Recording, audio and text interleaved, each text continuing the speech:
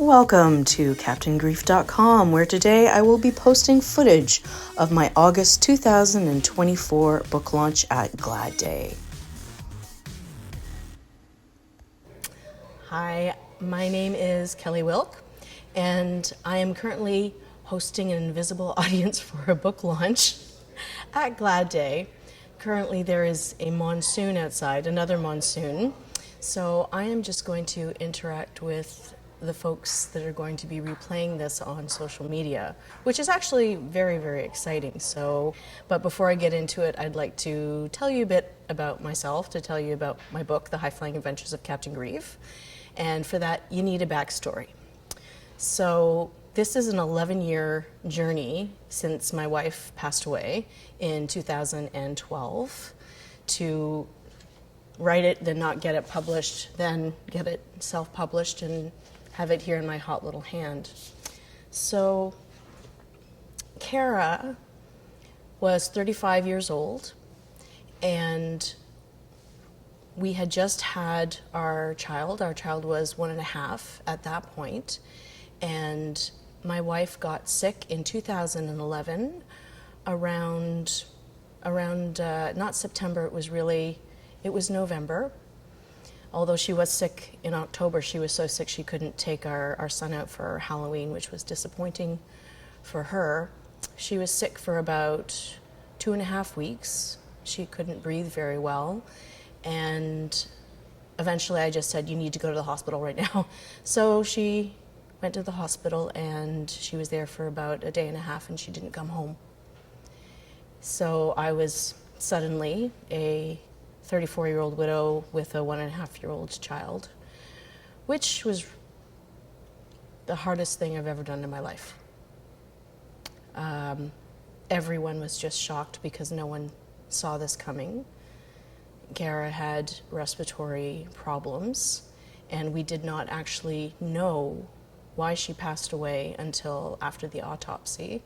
We had learned that she had breathed in a toxic mold called blastomycosis, and I had never heard of it. Now, there's no word I hate more other than widow.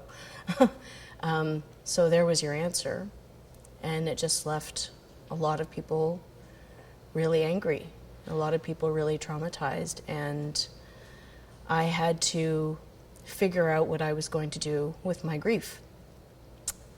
Good thing I'm a writer. Good thing I was a memoirist. So I knew that writing would be a part of my journey.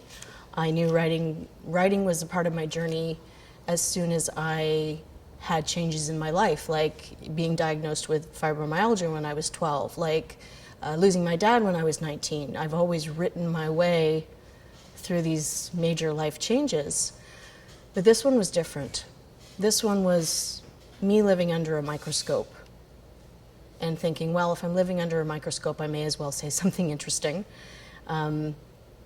And I also have this very, very urgent feeling to be visible as an artist because I have shit to say about this.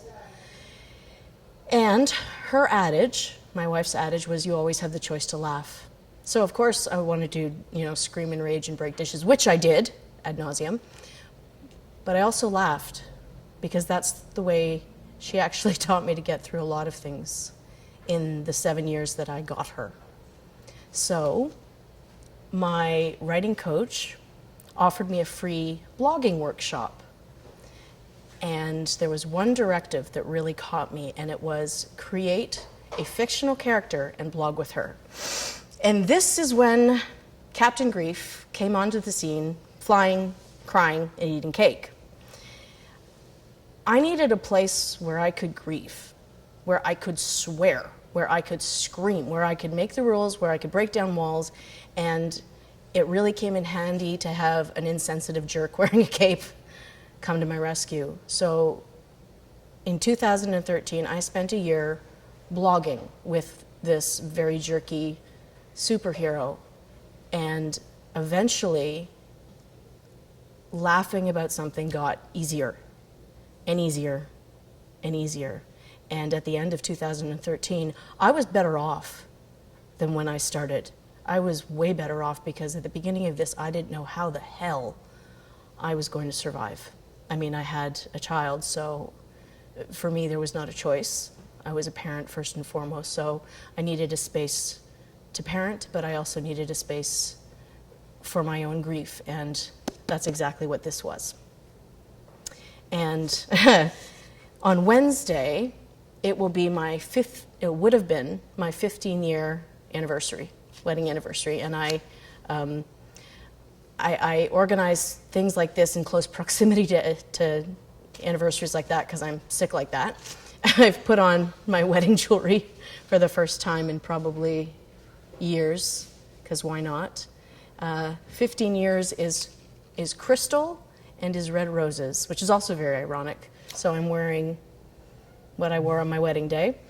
And red roses are a funny story because my wife was allergic to them. And I loved roses. So as soon as she died, I was like, red roses, red bubble bath, red lotion. And she's going, really? Really, really? I'm like, give me a break. You're dead. I get my roses. So I may go out and try and find some red roses for myself later and console myself. There are other ironies afoot.